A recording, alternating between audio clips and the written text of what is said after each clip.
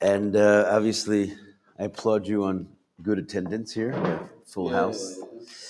All right, so we started the second mimer, Yechayenim Yomayim. So he's going to enliven me or make me live for 2 days. And the third day, I will be established and live before him. We said there's two different opinions on what this could mean. One is that it refers to the idea of Rosh Hashanah, the first 2 days, and the third day that it refers to here is Yom Kippur. And then we spoke about that the first 2 days is really Olam Hazeh, because Olam Hazeh also contains Gan Eden, or even Yemos Mashiach. And on the third day, He will make me live is Tchias HaMesim, Olam Haba.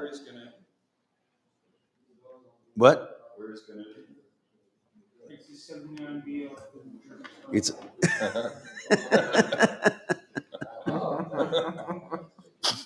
Jersey. That's awesome. Okay, Gan Eden is in New Jersey. Okay. In any case, going forward, then we say we have to understand going forward what is this concept of Bina Yaser Nitna Isha Yosef Beish. There's more Bina given to a woman than to a man. And we explained this regarding speech.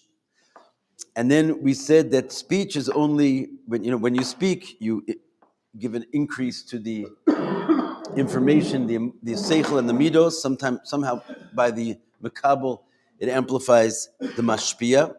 And we said that's only the chitzonius hashpah, speech, which is ruchnius, because when you speak, it's physically a spiritual experience. But how much more so, this notion of the makabel giving to the mashpia, amplifying the mashpia, is when there is a penimius hashpah, which is a hashpah gashmius, which is, we said, is basically the seed that you give of a man.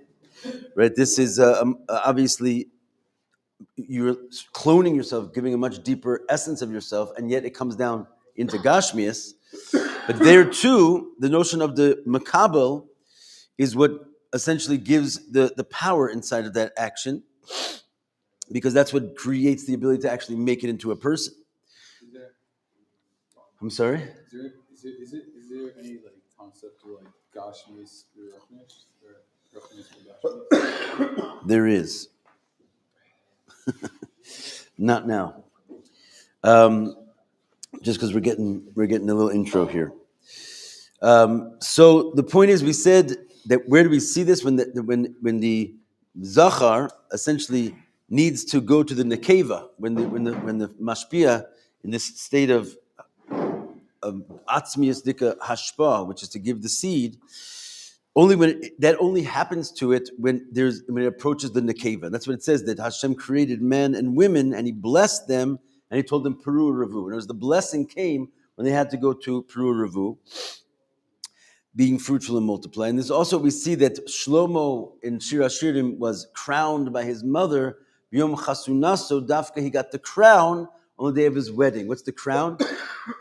The crown is essentially what enables this essential hashpah to come down, and it only surfaces when there's a need for the wedding, right? So when the nekeva, when the makabel comes to the situation, that's when the crown appears. Once again, for the hashpah to go into the makabel, you have to reach up to this level of this crown. And then we said that this can be seen from the Zohar's understanding of the verse Gadol Havaya Umuhulal Mi'od Be'ir Elokeinu, which we explained what that meant, which gave us a little bit of a deeper insight. We said that there's Havaya and there's Gadol Havaya. Havaya can be amplified into a state of Gadlus. When does that happen? When the Havaya comes down into Ir Elokeinu. What do we say Ir Elokeinu represented? Can I get you a mint or something? What do we say that the Ir Elokeinu represented? This Torah, the stones, you're getting there, right? Because we said the stones are letters. If you have a bunch of letters, you can make houses. You bunch of houses, you make neighborhoods, until you wind up with a city. And that's what the pasuk is hinting to. Ir Elokeinu is the city of our God. It means the Torah, the whole Torah, i.e. the letters of the Torah. And therefore, when is Havaya Gadol? When it goes down into the letters. So Havaya, we said, really represented the Midos, because it is connected with the grouping of spheres called Zah, which we said in general is Tiferes. Right? Remember this conversation? Because Tiferes is like the heart, and Tiferes is associated with the Shem Havaya for the reasons we mentioned yesterday. So that's up there. Havaya is in the state of Tiferes. When it comes down to Malchus, what's Malchus? The letters, the city of God. That's when it comes Gadol Havaya. Havaya becomes great. And it says, we said regarding a king, you can't be a king unless you have a queen. And if you don't have a queen, you're not a king and you're not big. Right? There's no godless to a person who does not have a makabel. And this is what we said, essentially, that when a person is needing to be king, essentially, what you're trying to do is arouse in him the ratzon for malucha, that he like the shem avaya, or the king, before he has his queen, like we've been saying about the light the whole time, it has a nature to go up. It's not looking to come down, right? And it's this idea that it can reign and be the king. It's a midah which is deeply hidden within inside. If you remember, we talked yesterday about the idea that the Rebbe didn't want to be Rebbe, Moshe didn't want to be Moshe, David didn't want to be David. Like, in other words, it's inside of all of us. This notion of like bringing our kingship out is a very deeply hidden sphere, because as men, essentially, we want to be up and away. We'd rather just have our little man cave. The world is not of interest to us unless we can sense that it's going to give us a greater aliyah. But so therefore, it has to be drawn out from within inside of us, this deep inner will for malucha, for reigning. And how does that will come about? Something has to trigger it, correct? What triggers the will inside of us to have a ratzon for malucha, a will to reign? What's the female when it comes to a king? Queen. But we said the people, right? You have to put. Remember, it's a Rosh Hashanah mimer. You have to crown the king. This is what's happening on Rosh Hashanah, right? The people have to. In other words, the Rebbe's wife, maybe because she was the Frierdiker Rebbe's daughter, she urged him to be the king, but that wasn't going to do it. If the Am Yisrael did not demand for this person to be our ruler, it wouldn't have brought out in him the will to rule. The feminine here is basically the Am, right? The people that draws out the will of the king to rule. And that's where we left off yesterday. So is it a bit like the audience will draw out the talent from the performer? It's everything like that, right? It's a completely different performer, entertainer. If he has a crowd and the crowd is bringing out his malchus, and they're wanting, and this is true for all of us, for teachers, for our lives. In other words, the reception that we're going to get, absolutely 100%, draws out the interest and the willingness to give. If you don't have a receptive class, you don't really want to go to class. It's like, why should I bother myself? There's no one listening. It's like it's also what happens with bad marriages. God forbid. If the woman just refuses to accept her husband's rulership in the house, everything goes haywire, because he's got what does he need this for? It's like he doesn't want this anymore. But she's not listening to me. Now it may be she's not listening to you because you're not talking to her nicely. Whatever it is, you have to be a king. But the point is that 100%, if that receptiveness is not there, then it does not draw out the interest to give. And that's the whole point. It's like this pot, do you have a seat? I'm sorry. All right, because the main thing is we should all be hisyashvus, together, sitting nicely. But I feel like I'm the Mekabel over here. It's too much on me. I'm trying to be the mashpia. Now, if you could sit down, it would be wonderful, wonderfully appreciated. Okay, so let's take it from inside. That's where we left off. Let's go for it, guys. We're on the line. It starts with the word Batelim Elav Lagamri. Nachon? It's 1, 2, 3, 4, 5, 6, 7 lines down, page 14. All on the same page there. You see where it says Batelim Elav Lagamri? That's where we left off. Okay, so when the people will be totally nullified to him, this is when he brings his gadlus, then he becomes a king, he becomes a gadol. Shezeu inyan hishtachavaya bepishut yadayim raglayim. And this is what we call the true bowing down. You don't really see this anymore. You're not really allowed to do this outside of the temple. But there is such a thing called hishtachavaya, which means you lie down flat on your face and you stick out your hands and your legs. You're just like a pancake. Shezeu inyan hanachas atzmusa. That's the ultimate level right? There's different levels of bowing and kneeling, but this is the ultimate level of how low you can get before God. And this is the Indian of Hanachas Atzmuso. What's that? 7. Like fourth word in. Well, now we're at the last 3 words now. Shezeu Indian Hanachas Atzmuso. This is called putting yourself on the side. The idea here is that you are getting out of the way, taking any space that you might be blocking from the shefa to come out from this mashpia, right? Because as long as you sort of hold yourself as an entity taking up space, then you're in the way of the mashpia, right? If the Rebbe wants to mamish give over a mimer and you like sort of raise your hand and you start like talking to him, don't do that, right? Because you're in the way. He needs to give it out. You need to be a receiver, a complete empty kli. Remember we learned in Basi Lagani the level of intensity that this requires? Meaning if you're even thinking about what the Rebbe just said seconds before in the mimer, you're already in the way. Because you need to be absolutely empty so that his shefa can flow through you. You can't even like put your own 2 cents, even in your own head, getting in the way of this pure reception, right? Because you're at the moment that you're thinking what he said a minute ago, you lost track of what he's saying now, and you're not an empty vessel. Right, so you have to be. This is what it means to be a hishtachavaya, hands and feet flat out, complete. Put yourself on the side.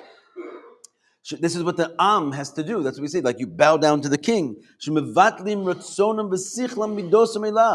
What is the whole idea of putting your head down and your hands out? This represents nullifying your will, your intellect, and your midos. Right. You tell me to love or fear. You tell me what my mind should be thinking. My will goes in the direction you want it. Look, it's hard to do this for flesh and blood. You have to be mamshach chassid. But for God, I think we can all agree that's where we want to be, right? And that's how he decides, okay, you know what? I think I will show you myself. I think I will be the king. I think I will be great. This secret power of Malucha, which is like his deepest essence, which will stay hidden unless somebody's going to be a flat pancake in order to let it come out. Suddenly, that's called crowning the king. You give him a keser, right? His highest elements are now able to shine. Which means now he suddenly finds his will to reign because he has a willing populace. And that's where the king actually becomes great. He was already greater than you. That's why you wanted him to be your king. That's why you essentially bowed down to him. But you haven't seen anything yet of who this person is until he actually reigns. Right? The Rebbe was awesome before he took on the Nasias. He knew all the Maimarim, Baal Pesh, Shas, and Poskim, and everything. Right? There was no thing that he didn't know. And yet, he wasn't Rebbe. He didn't rule the world and like change everybody's lives and get, not in such an obvious way, for sure. Right? So the whole greatness of this great person already, his true kingship, it only comes out. That's what it says. When is the king great? When he has this queen. Gadol Havaya. This hamshacha, with this bittul before him comes all of the hamshacha of the gadlus of the melech. Mashu moshel v'sholit al am u'medina u'mishtarer aleim. And this quality is shown when he rules and reigns over the kingdom and dominates them. Right? This is essentially him doing that is having been aroused his will to reign. This ratzon, this keser. And actually, Shmuel, you were asking me this yesterday. I believe it was you. That once this happens, he doesn't. Like, in other words, what happens when you buttle yourself and he becomes king? You put a crown on his head. So first of all, he has a crown. He didn't have a crown before. So he got something new. But in addition to this crown that he has, everything that he had before is also amplified. You were talking about it, right? Because in other words, he has the crown, which is new, but his chokhmah is now crowned chokhmah. And his midos are now crowned midos. So all that he was before is amplified by this new thing that he found, the crown, the keser. And that's what he says here. The greatness permeates all of his kochos. Because all of his greatness becomes greater when he's the king. Right? Like you were saying before about this musician, right? Like he was already the finest of the best music schools in the world. But when he gets up on that stage and all of a sudden he's the king of this audience, somehow he's better than he was before. Not just because he has this dominance and willing ears to listen. His playing is better, simply. Something happens to his whole self that he becomes greater. They pull it out of him. Ki yadua da melech harei ratzonu v'sichlo midosav him l'mayla be'erech mi b'yeser ha'am. So he says, first of all, it's known that the king, anyway, his will and his intellect and his midos are higher in comparison than all the rest of the people. This is, like I said, before he even starts, really. He's just a greater person. Kamosha Kasuv, where do we see this? By the first king. Mishichmo l'mayla gavo mikol am. Who's this? What's that? Shaul was the first king of Israel, right? And it says he was extraordinarily tall in a very simple way. He was literally just bigger than every other person, not only spiritually, but physically. And the Torah describes him that from his shoulders and up, he was higher than every other person. In other words, everybody else, their head came to his shoulders. He was just a big, tall guy. It's a real thing, giant king. The Shechem, right? Because it says Shichmo, which means his shoulders. What is the Shechem, right? The Kisfin, Kasefin. These are his shoulders. Shubuchinas midos. Now, this represents the midos. Your shoulders represent your midos. I guess they're like sort of on a plane with your heart. They're below your head, is the point. Which is the idea of the Chesed and Gevura, your midos. And what he's saying is, Hem l'mayla ma'mochin the klaus ha'am. That's kind of a wild thing. His emotions were higher than the brains of the rest of the people. Right? So whatever that means, in other words, his emotions were so sophisticated. It's almost like you could say I don't know, like his emotions were intelligent in some way, right? There is this concept of the emotions. It says that bina liba, sometimes the heart is called bina, that you can have like knowledge of the heart. His emotions were so, because think about it for a second, your emotions, they are enriched with intelligence. Why do you love? Why do you fear? There's always a why, right? There's always a why. Your emotions are a product of some type of activation of the intellect. But usually we say that the intellect inside of the emotions is obviously much smaller than the intellect in your brain, right? But the intellect in his emotions were smaller than the intellect in his brain, but it was greater than the intellect in everybody else's brain. You getting that? So that's a high level guy. Like he was just completely on another plane than every other human being in the world. So what he's saying here is that happened to him upon receiving kingship. I mean, like again, he was already greater, but obviously he was head and shoulders before he started. But the idea that they called him this king head and shoulders is that his midos were amplified, having brought out that keser, the ratzon l'melucha. It brought his midos up to a place where it's higher than everybody else's mochin. And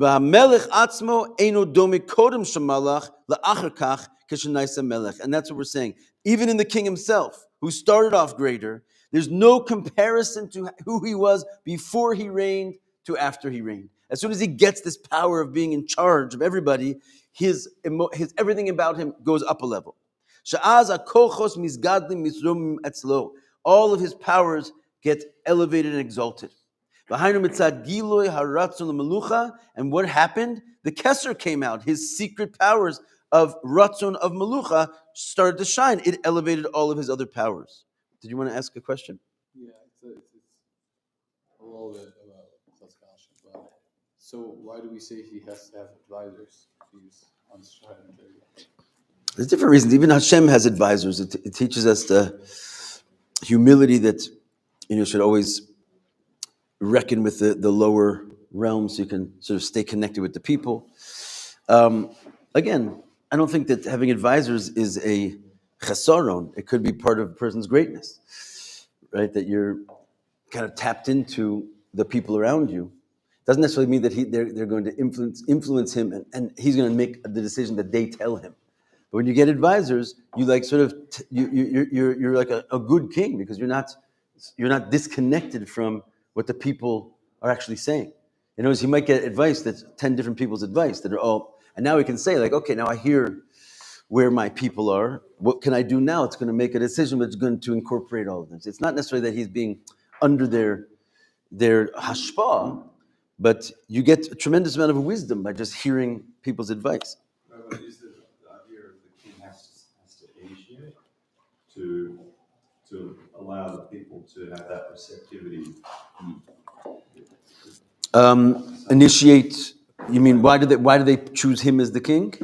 Yeah, like sort of establish that he is kingly material, and then they're like, oh my gosh, this guy's amazing, and then they're like, give us more, we want you more, and then it's like, oh, okay, well, you know, and get stuff, and then you go. I mean, I think to a certain degree, it's he can't completely hide himself, and they realize that he's greater than them. In other words, anyone he talks to, they realize it's not me. You know, there was this kind of in that year after the Frierdiker Rebbe passed away, there was a concept that the Rashab, the Rebbe's brother-in-law, would take the Nesias. First of all, he was older. He was also married to the Rebbe's daughter. And there was people that were actually shooting for that. One of them actually was the Frierdiker Rebbe's wife, right? Which she wanted the Rashab to be all the way up until the end. It was like she was sort of not in the Rebbe's corners. It was a weird story in Lubavitch. But what happened? The Rashag would go to the Ohel, like everybody, and the Rebbe would go to the Ohel. When the Rebbe came back from the Ohel, he had all these instructions. And he had this hour-long conversation with his Frierdiker Rebbe, who was in the other world. And the Rashag was like, listen, you guys, that's not happening to me. So you can't really hide these things. In other words, if you're the king, you have these kingly qualities that sort of can't be unseen. Like, for example, we just had in yesterday's Sota, that when Yosef approached Paro, right? And Paro was about to give him all this greatness and set him up as top of the world. His advisors were like, this slave that was just bought for 20 shekels, you're going to put him in charge of everything? He's like, hello, do you see him? You can tell. He's got the qualities of kingship. He's got beauty. He's got strength. He's got wisdom. Like, he couldn't hide it. He wasn't trying to show himself per se. But if a person is a king, and by the way, Chassidus explains, right, there is a Nasi, there is a king amongst the Jewish people, one in every generation, and he's born that way. He is just on a completely different plane than the rest of us. He can hide, he can run, but he can't hide, right? So at some point, when we're looking for he who's going to lead us, you're going to go to the Rashag. The Rashag is going to say, you can have me as your king, but when I go to the Frierdiker Rebbe's Ohel, I don't get instructions. Like, it's going to come out. You know what I'm saying? It's, even if he's not trying to show himself, he just can't hide that much. So I'm saying, I don't think he's necessarily, intending to put himself in the limelight. In fact, as we know, that he ran from it. But even though it's like he can't hide. Okay. You do have to reveal something to let people know this. I'm saying yes, yeah, but I'm saying that's just like normal life. You'd have to go through like extraordinary pain to literally not let anyone see you or know that you existed. So even to that degree, like, so you're going to get caught. If the Jewish people are looking for the wisest man in the world, and a prophet and a godly man, they're going to sniff you out. Okay, let's see where we left off here. Va'inyanhu, the concept is ki yedua, as is known, the koach hamalucha hu l'mayle harbe mikol kochas hanefesh, that this particular koach that we have, right? We have different kochos. You have the koach of chesed, you have the koach of gevura. You have powers within your soul that you're born with. One of them is the power to reign, right? It's a very interesting. Like, we have a power of netzach, right? Someone comes against you, you're going to be tough, and you're going to be stubborn, and you're going to win. We have different midos. We're built out of these different unique qualities, and one of the qualities we have is the ability to be a king over our fellow man, right? Maybe it's in our household, as I said before. Maybe it's amongst your peers. You have it. And the thing is, that power to reign is higher than all the other kochos of your soul. It's actually planted and rooted in the very essence of your soul. In other words, not all of your kochos are aligned with the same material, the same energetic reality of your pure and true essence. Your other kochos, remember we've been talking before, that when a person, for example, teaches versus, for example, gives a seed, When he teaches, he gives off of himself, but not the essence of himself. He gives off rays of his intelligence. The essence stays in one place, and he shines aspects of himself. So too, your powers of your soul, for example, your ability to be kind or strict or netzach or hod, all these things, they're not necessarily the representation of your pure and true essence. They may in fact be just a sort of a revelation, an array of that soul that you are. But the power of kingship that you have hidden deep inside of you, it is nothing more or less than the revelation of your very essence. It's like giving the seed, right? That you actually can produce something which is the essential you. That is your power of kingship. It's rooted in the essence of the soul. So therefore, when it comes out, it holds the entirety of you more than all of your other kochos do. Right?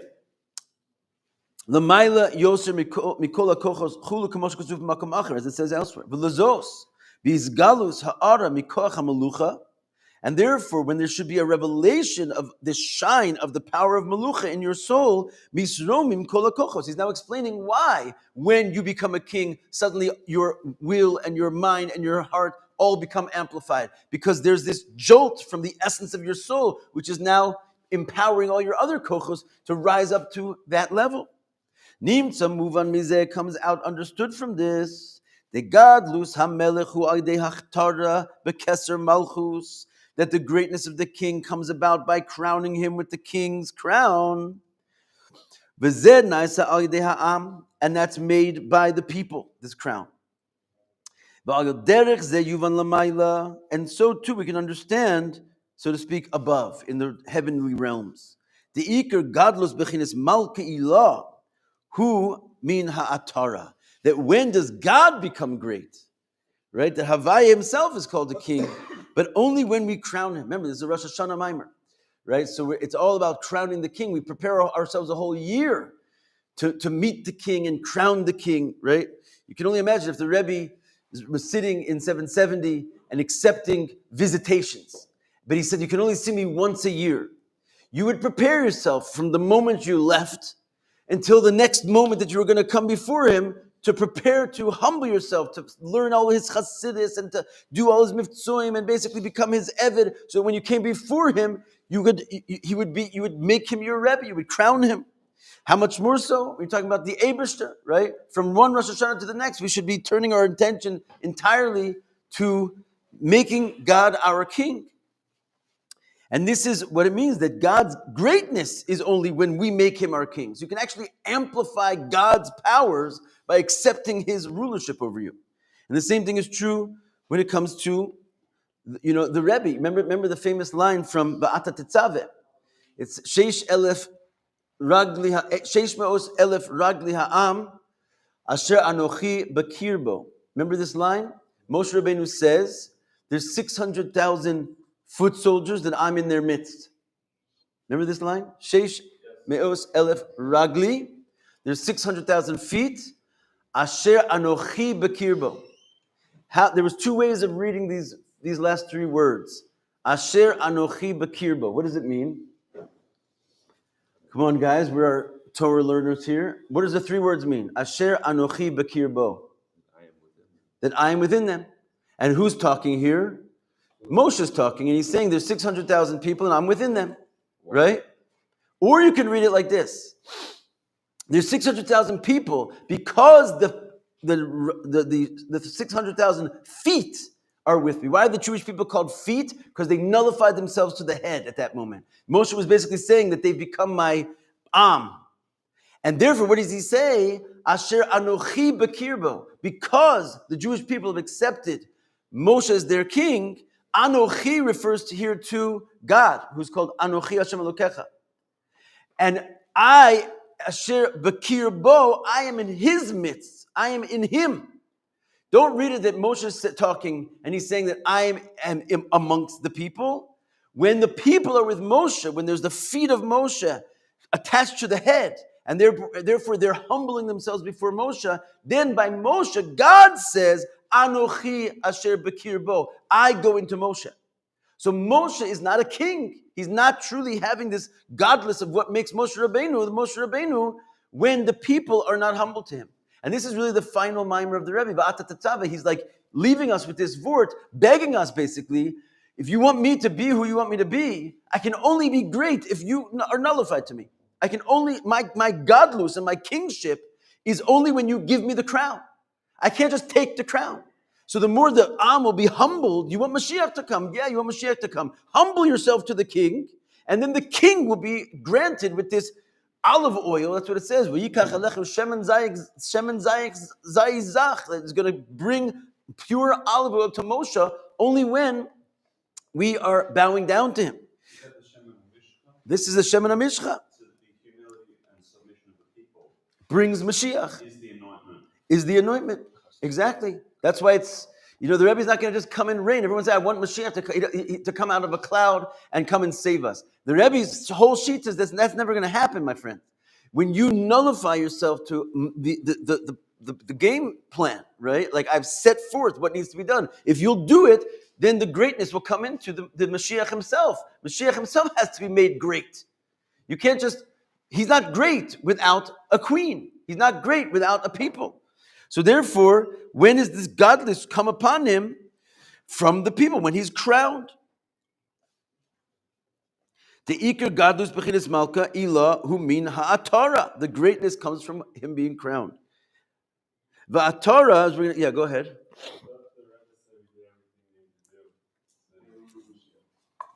The Rebbe said he's done everything he can do. Now we have to do our part.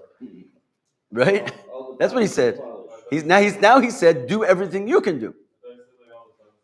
But buttons are polished is great. But nonetheless, there's a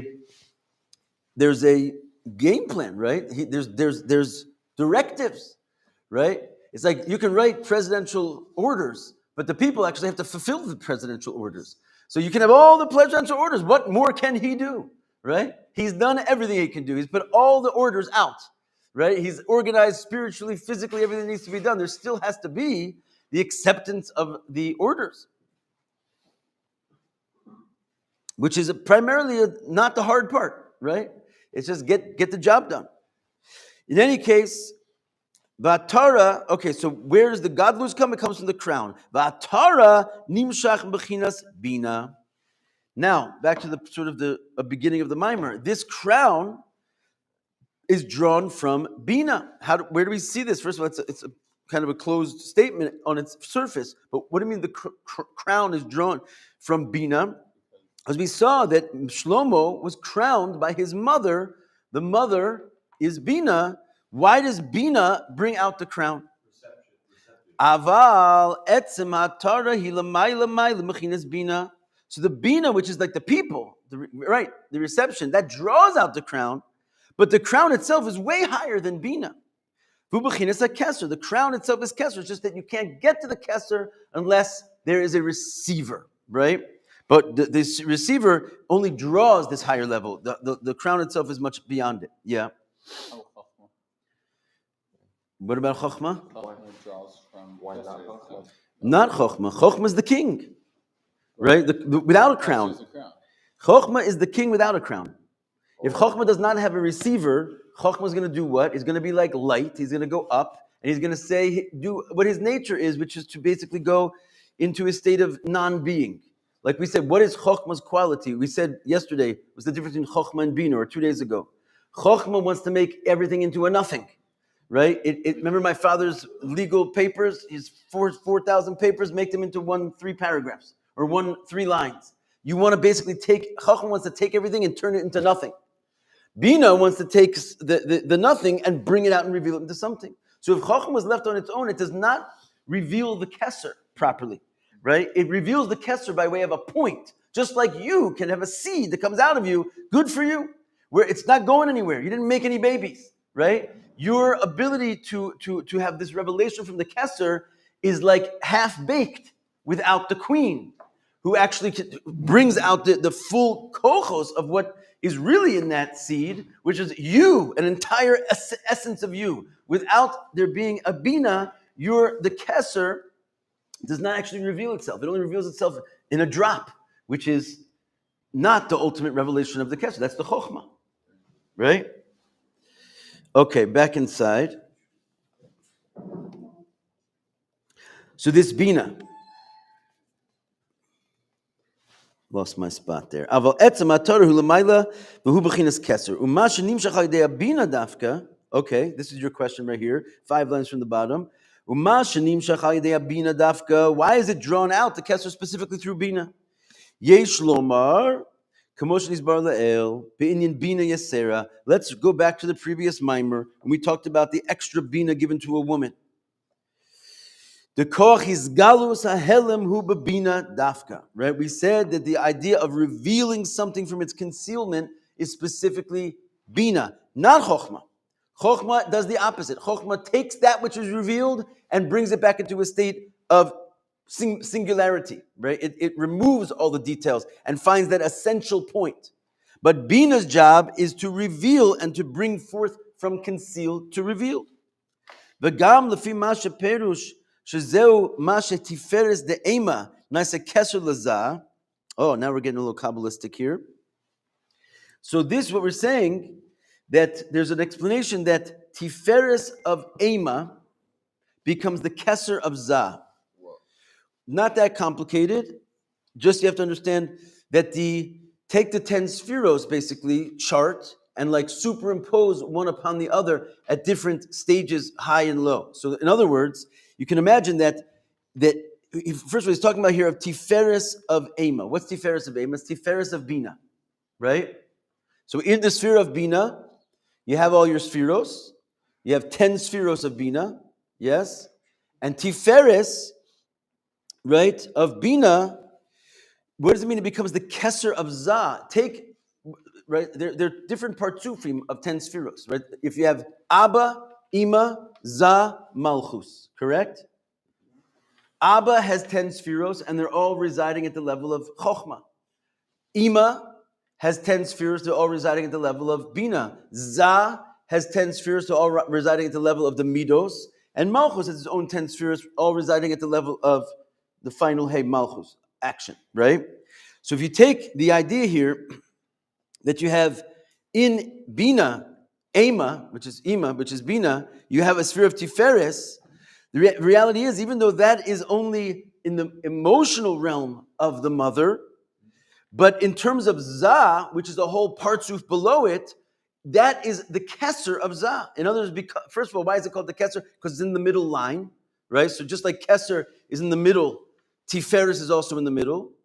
But the Keser of Bina is like way, way higher than anything having to do with Zah, right? You can come down from the Keser, you can go to the Das of Bina, and then you come also all the way down to the Tiferes of Bina, correct? You're still in the middle line. The Tiferes of Bina, that's the one that's sitting right above the whole partsuf called Zah. So the Chokhmah, Bina, and Das of Zah, which is basically the emotional realm, even its highest part, right?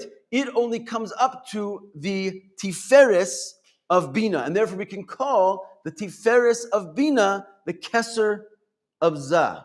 Is anyone missing that? Missed it? In other words, basically, let's say this is one partsuf of Bina, and this is the other partsuf of Zah, right? Because obviously Bina is higher than Zah. We're just doing like a linear version of this, right? So this would, let's say, be Keser Bina, right? This would, let's say, maybe Das Bina, and this is Tiferes of Bina, right? But when they interact, Tiferes of Bina becomes the Keser of Zah. As simple as that. You understand? Okay. Just sometimes you just need a little, you know? Yeah. When we talk about there being levels of the 10 spheres within the sphere, Yeah. are we counting our 10 with Das or with Keter? Does it make sense to say like Keter of Bina? Yeah. But sometimes Das, sometimes Keser. It depends on what you're talking about. To be honest with you, those two spheres are interchangeable based on some factors that are going on with the light in that world. So when you count Keser, it's because there's a aspect of makif light that world is not internalized yet from above. When you don't count Keser and you count Das, It's because that light of Kesser has now become internalized in that particular set of 10 spheros. Therefore, there's no Kesser to speak about anymore because the higher light, which was once like belief and above your head, has become knowledge and known, das. And so it's the same sphera basically, it's just whether it's outside or inside the box. Fine, but where are we going with this? We're trying to say that why is Bina responsible for bringing this Kesser out? And this is kind of a cute, interesting way of hacking into this answer, because he says, wait a minute, what do you mean, why is Bina responsible for bringing the Kesser out? In a certain capacity, it is the Tiferes of Bina, which is the Kesser. In other words, don't tell me that Bina is going to go jumping up and grabbing the Kesser. Bina's Tiferes is the Kesser already. Because we're talking about putting a crown on the king's head, correct? Who's the king? We said is Za, right? Havaya is trying to become Gadol. Havaya is Za, the king. Remember we said the king and the queen is Za and Malchus? So if the king needs a crown, and you're saying, well, why do I need Bina? I say, what do you mean? Bina's the one that's right above Za, isn't it? You go from Za to Ima, which is Bina. And inside of Bina, there's a sphere which is more or less relatively close enough to Za to become called its Kesser, which is the Tiferes of Bina. And obviously, Bina is the crown of Za because it's above Za, and Tiferes of Bina is literally Kesser of Za. So that's why the Bina is the one responsible for bringing the Kesser. Does everyone understand? It's kind of like a simple answer there. No? Did you follow what I'm saying? You got it back there? So Bina is the female attribute of receptiveness that pulls out the Malchus. Well, that's what we said up until now. So you're on that page, which is good. But what we're saying is, so therefore we could say Bina is responsible for Kesser because Bina is the feminine principle which pulls out the Malchus. But now we're saying something slightly different. Bina is actually the masculine in this case. Why? Because Za is sitting under Bina. You understand that basically, how that works? Because you have basically Yud K Vav K, which is Chochma Bina Za Malchus. So the upper Hey is by definition above the Vav, which is Za. So Bina stands above the king to begin with in this capacity. And since Bina has a sphera in the middle column, which is essentially sitting right on top of the head of the king, so therefore, not because Bina is a receiver and drawing out the Kesser, but because Bina is sitting there with the Kesser, it's called Tiferes of Bina, and she puts it on the king's head, which is Za. So the masculine aspect, Rabbi, is that the Bina is stimulating the Malchus. The Bina has the crown of Za, and so therefore it makes perfect sense that with the Bina you bring out the Kesser because it's not really Kesser, it's really Tiferes of Bina. But since Tiferes of Bina is the crown, so therefore obviously Bina is going to bring out the crown. So would that be corresponding, like bring it down, if you have an audience and they kind of, they don't just draw out the Malchus, they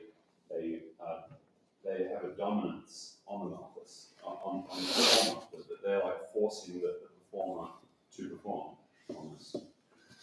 I wouldn't bring it down like that. We're not talking about that anymore. We switched like conversations to a certain degree. We're not changing our concept that the crowd brings out the Bina. In other words, Malchus, which is below Za, is still required to humble itself before Za, which would then enable the crowns we put on its head, right? So the crowd's still doing the same thing the crowd did before. Only what?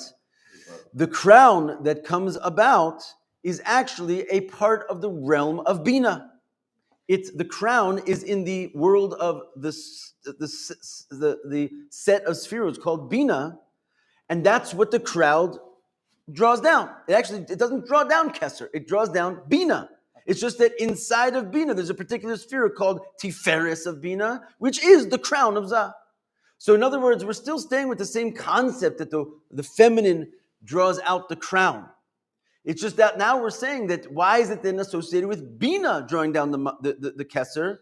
Because Bina ultimately is the crown, right? Bina is not the feminine Malchus, which is below the king. Bina is the mother of the king. And she therefore puts the crown on his head because she's standing above him as his mother. Part of her spheros set, which is Tiferes, is the Keser of the king. So the Malchus still does the same job of like arousing the crown. It's just that when she arouses the crown, she brings out the mother. The crown is the mother. Bina draws out Keser. That's it, right? Go back and check out the tapes. Yeah. What do you say that it's a Kesser of Za that is the crown of Za Is Tiferes of Bina. is a Tiferes of Bina. Yes. So it's a Za crowning the Bina. No. Why are you saying that? Or you're, oh no. No, I don't- because I'm I saying don't either. if Kesser's crown, Yeah. being that I guess maybe you could say it's Bina that's Tiferes of Since- Bina is no, but I'm saying since the Kesser is on the Bina, so the No, the crown is Keser's not on the Bina. The Keser's in the Bina. in a Bina. Ah, But so what does Bina's that say? crowning. But what is- That's why it what says is he was Kesser? crowned by his mother. Now it makes sense in a completely different capacity. That it's not like we thought before. That we thought that the Bina was the really Malchus, and she's really reaching up to a higher source, which is Keser, which also works. But we're saying you can also read it a different way, which is basically that it's Malchus, which is below the king, which is basically stimulating this crown. And the crown is in this set of spheres called Bina, happens to be Tiferes of Bina, which sits as a crown on top of Za. Really? One more. Why don't we say it's the Malchus of Bina? Because it's Malchus of Bina is already the crown of a lower world. In other words, they're stacked in such a way that you don't have to go to the bottom of the spheres of Bina to become the crown of Za. In other words, let's say, for example, Tiferes of Bina is the crown of Za, and then there's different, like let's say the Yesod of Bina would be the crown of Malchus, and then Malchus of Bina would already be the crown that's inside of the lower worlds of Bia, right? In other words, different areas of within the realm of Bina, they're also called crowns for lower stages of the Ishtalshalos. Yeah, because they're not stacked necessarily one on top of the other. They're interwoven. So they you understand what I'm saying? They're not like this. They're like this. Yeah, get that. Okay. 30. Hold on a second. Okay, I think that's a place we can hold there.